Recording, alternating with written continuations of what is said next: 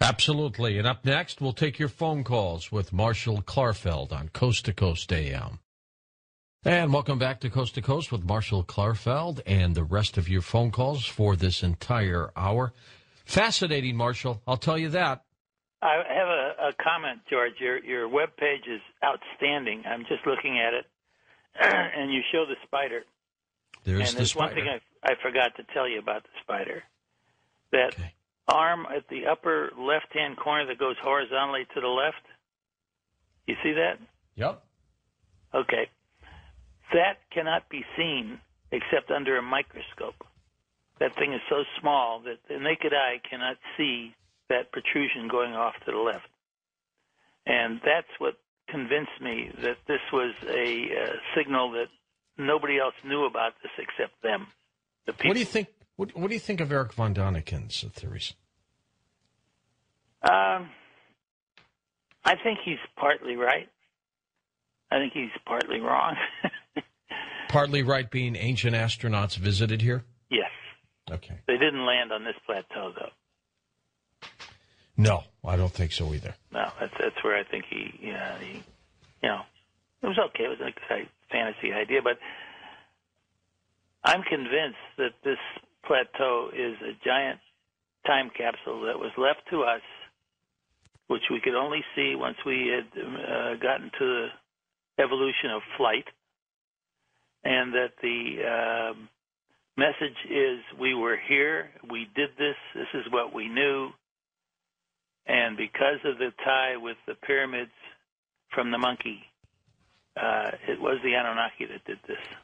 And how would you like to be in a time machine and go back to this era where these individuals or whomever was constructing this? I'd love to find out and just how say, they did it. "What are you doing, guys?" Yeah, but the technique. I mean, if they did it from above with an orbiting platform and a laser, they had to synchronize it with the spin of the Earth and all that kind of stuff. It just, I'd love to know how it was done. Because fascinating. And the design is so unique. Each figure is a work of art in itself. Do you go to any conferences or do you speak anywhere? No, I haven't yet.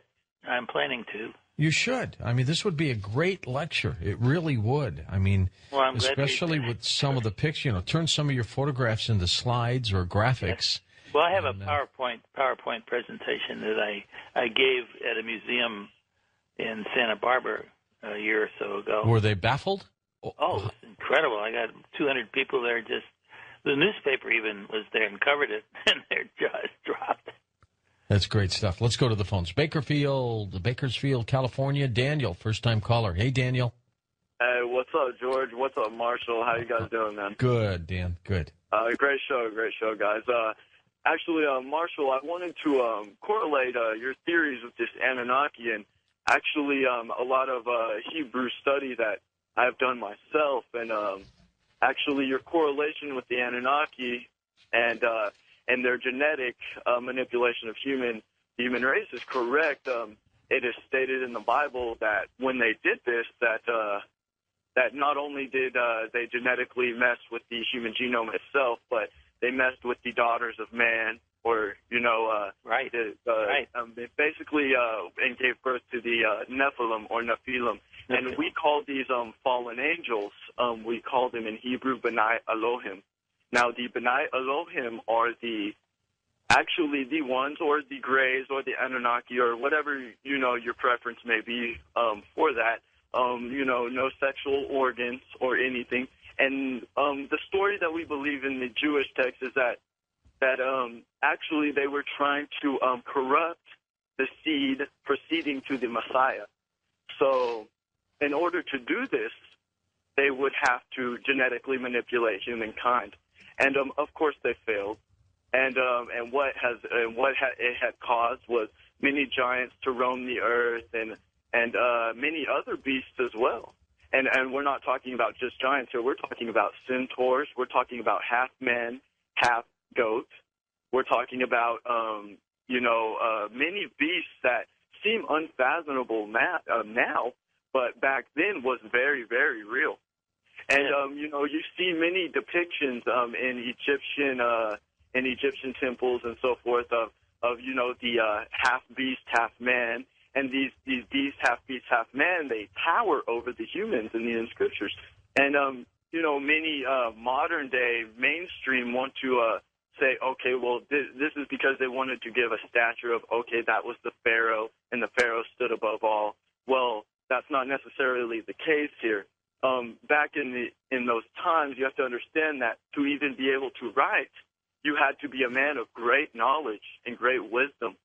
And so to do this, of course, and to write just basically cartoons or figments of your imagination was very far off from true.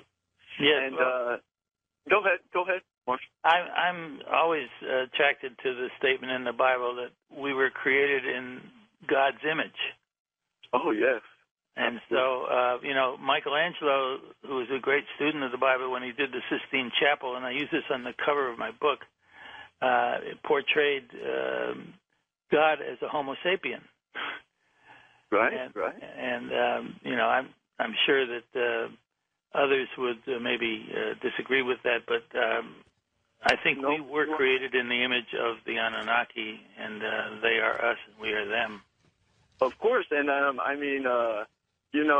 when you think about how Scripture and how they thought about things back in that time, they didn't have direct correlation of words like we do. They used a lot of, synonyms and things to describe things, because they weren't quite sure. And especially with the Hebrew language, it is very hard and difficult to describe things sometimes. And so they weren't quite sure how to describe these. And there's also rumors that it may have been forbidden to describe them in their true image, and back then, and when they may have at certain times enslaved the human race to benefit their cause. Good work, Daniel. Good work. George, thank you. And I've actually I've been doing my studying, and I'm actually ready for the Mashiach to return, and I'm ready for things to be turned over into others' hands, so we don't have to see the work of the human hands taint things anymore, and if that happens, that would just be so glorious. And regardless if giants come up out of the earth or whatever happens, with this, the day Earth stood still, you notice how they're putting out movies to get everybody. They're getting us ready. Yeah, that's right. That's right. They are getting us ready. All these movies that come out, and I just look and know in my heart that there's something else besides all this, and there's something else to this life than besides a white picket fence and a family and a dog in your yard. And there's things in this universe that we're not quite sure how to explain, but one day we will know the answer. And whether it be in this lifetime or the next, George, that's what makes it fun. And I'll let you guys go and take other callers. But thank you and have a good night and Yeshua HaMashiach, my friends. All right. Thank you. How about that? He'd be a good researcher for you, Marshall. I know. I mean, that's a whole area that I'm getting into now. I've got several new projects that I'm working on, George, and I'm going to keep moving forward to expand my horizon and find out more things. Next up, let's go to Gerald driving his truck in Wisconsin. Gerald, good morning. Hey, good morning, guys. George and Marshall, I really appreciate this show. It's awesome stuff. The question I have Art Bell's book, The Source, written with Brad Steiger, and it's absolutely one of my favorite books. I go back to it, multiple times every year. I have since I bought it, and it's just absolutely everybody should get that book. The question I have when you talk about the pyramids, I don't recall if it was Art or if it was Brad, but somebody had an incident in one of the chambers in the Great Pyramid, and it was something to do with a particular number of people in the chamber and something to do with harmonics. And something really weird happened. I don't recall all the details at this point, but I'm wondering because of one of the boulders that are able to be levitated with harmonics, how plausible or